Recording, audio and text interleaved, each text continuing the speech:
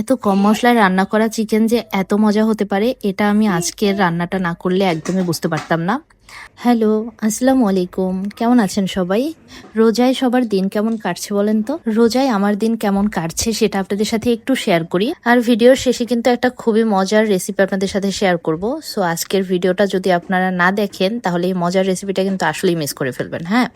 আর এটা এত মজার একটা রেসিপি, মানে আপনারা যদি বাসায় এখনো না বানিয়ে থাকেন তাহলে আমি বলবো একবার অন্তত বানিয়ে দেখুন। তো সকালবেলা ঘুম থেকে উঠে যেহেতু এখন রান্নাবান্নার তেমন একটা তাড়া থাকে না, সো আমি একটু গাছের দিকে গেলাম। গাছগুলোকে একটু পানি দিলাম, তারপরে তাদেরকে একটু সার টার দিলাম। এরপরে আমি চলে আসলাম একটু ডাল ভিজিয়ে রাখবো, পেঁয়াজু বানাবো এর জন্য। তো এখানে ডাল ভিজিয়ে রাখলাম। তো এরপরে টুকিটাকি অনেকগুলা কাজ টাজ সেরে আমি বিকেলের দিকে এই রান্নাটা করতে চলে আসছি। এটা চিকেন কড়াই, যেটা আমি অনেক দিন ধরে রেসিপি দেখতেছিলাম, বাট আমার কাছে মনে হচ্ছিল যে এত কম মশলায় কিছুতেই কোনো রান্না এত মজা হতে পারে না।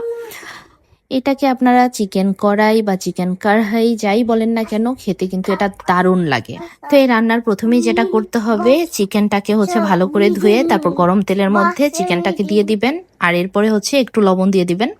তো লবণ দিয়ে এটাকে ভালো করে একটু ভাজা ভাজা করে নিতে হবে, খুব বেশি পোড়া পোড়া করে ফেলবেন না। আবার একটু ভেজে যখন চিকেনের কালারটা চেঞ্জ হয়ে একটু গোল্ডেন গোল্ডেন হয়ে যাবে তখন এটাকে তুলে ফেলবেন। আর একটু বেশি তেলে ভাজা ভাজা করবেন। তারপরে তেলটা কিছুটা কমিয়ে আপনারা নিতে পারেন, চাইলে আপনারা পুরো তেলেও আবার এই রান্নাটা করে ফেলতে। তো আমি তেলটা একটু উঠিয়ে রেখে এবার এখানে দিয়ে দিচ্ছি টমেটো। এই রান্নাতে কিন্তু কোনো রকম পেঁয়াজ যাবে না, কোনো রকম গরম মশলা যাবে না, হলুদ যাবে না। তো এই রান্নাটাতে মশলা হিসাবে যাবে আদা রসুন পেস্ট দিবেন, সাথে একটু জিরার গুঁড়া দিবেন, মরিচ গুঁড়া দিবেন পরিমাণ মতো। আমি এখানে একটু গোলমরিচ গুঁড়াও দিয়ে দিয়েছি, সাথে আবার কাঁচামরিচও দিয়েছি। তো চিকেনে মশলাগুলো দিয়ে কিন্তু চিকেনটাকে ঢেকে দিতে হবে, কোনো রকম পানি দেওয়ার দরকার নেই, কারণ আপনার টমেটো থেকেই পানি ছাড়বে আর ওই পানিতে চিকেনটা সিদ্ধ হয়ে যাবে। আর টমেটোর যে খোসাটা থাকে ওটা কিন্তু উঠিয়ে ফেলবেন, তাহলে টমেটোটা ভালো করে গলে যাবে।